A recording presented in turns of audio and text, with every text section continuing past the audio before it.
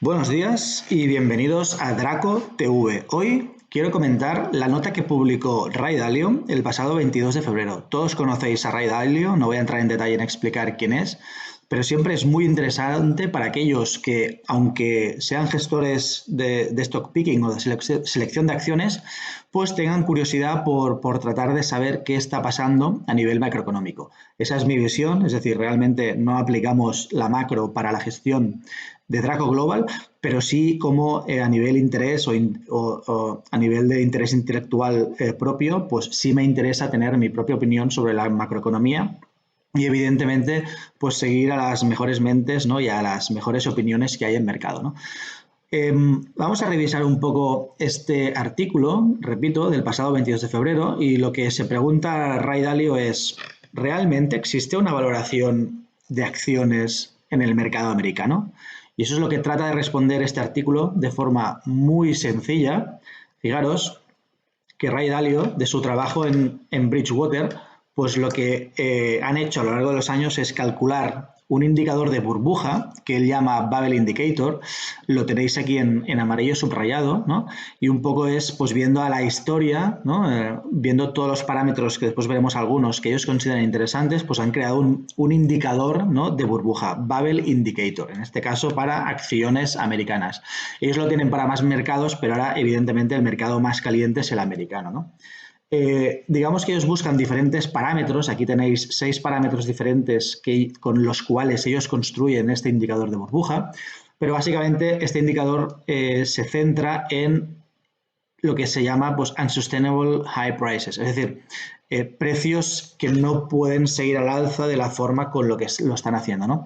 Y nos plantea 6 medidas que no voy a entrar en detalle, esta es una visión rápida de este artículo, ¿no? Pues cuánto de altos están los precios, ¿no? En relación a sus medidas de valoración tradicionales, o qué precios, ¿no? ¿Qué están descontando estos altos precios, ¿no? En el mercado de las acciones en Estados Unidos. Entonces, Ray Dalio plantea pues 6 diferentes parámetros para confeccionar, ¿no? Este indicador de burbuja.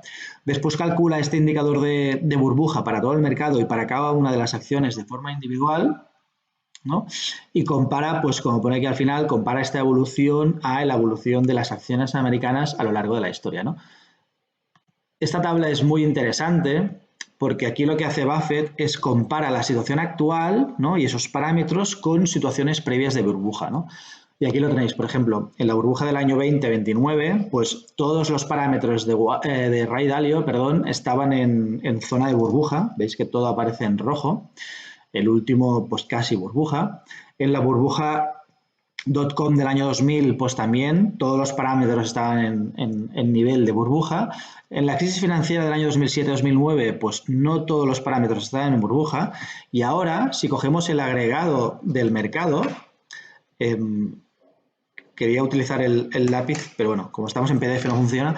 Fijaros, en el agregado del mercado, pues Ray Dalio con esta medida considera que el mercado no está en burbuja en ninguna de las métricas que él utiliza para catalogar esa burbuja. Si es verdad que en algún segmento del mercado americano, como puede ser en algún segmento del Nasdaq, no en su totalidad, sino en algún segmento del Nasdaq y sobre todo en lo que él llama compañías emergentes de tecnología, que básicamente son compañías que no generan beneficios porque probablemente están escalando su negocio. De hecho, yo en Draco Global tenemos algunas de estas compañías, pero la diferencia es que en ese grupo hay compañías que cotizan a 50, 100 veces ventas y compañías que cotizan a 1, 2 o 3 veces ventas, ¿no? Y ahí está la diferencia, ¿no?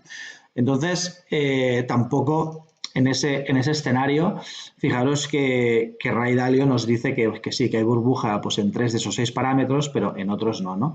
Es verdad, porque al final son negocios muy interesantes, negocios de cloud, de SaaS, negocios que crecen porque pueden escalar el negocio y a la vez pueden reducir sus costes fijos, ¿no? Esa sería la fase segunda, donde ya los márgenes crecen, pero en esa fase inicial estas compañías lo que buscan es crecer porque tienen un mercado potencial, lo que se llama la TAM, muy grande, y estas compañías son capaces de crecer, ¿no? Aún que no puedan expandir márgenes, porque están en una fase inversora muy grande, ¿no?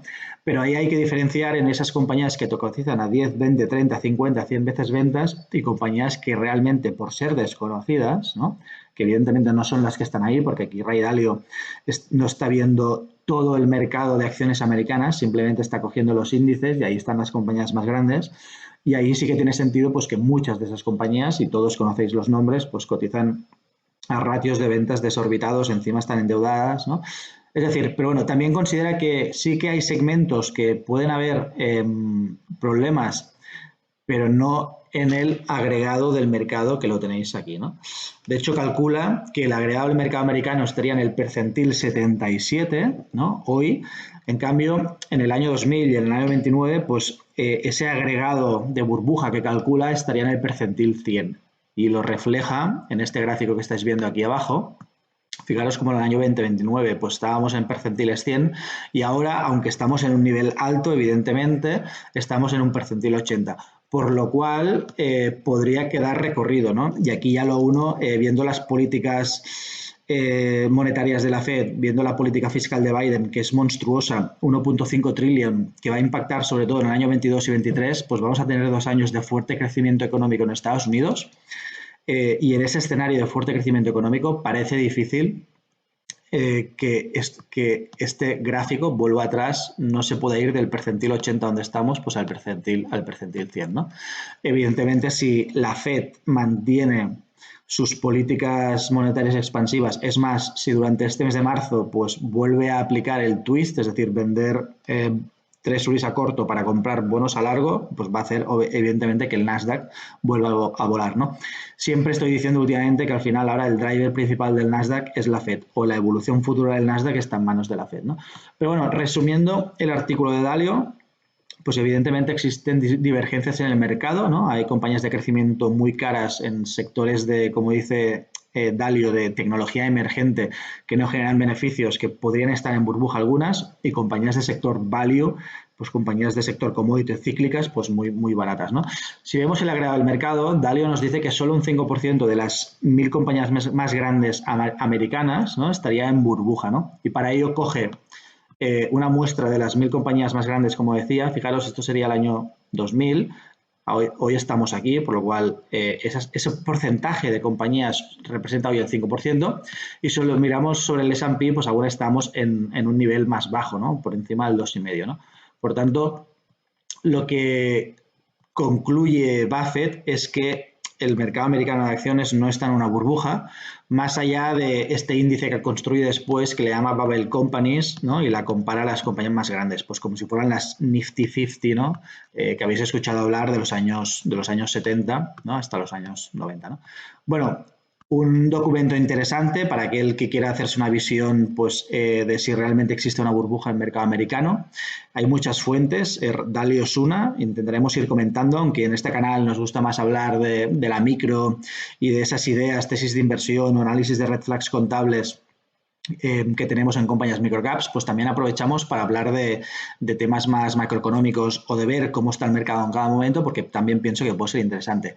Si os gustan estos vídeos, acordaros de suscribiros al canal, darle like y seguiremos subiendo vídeos muy interesantes. Buenos días.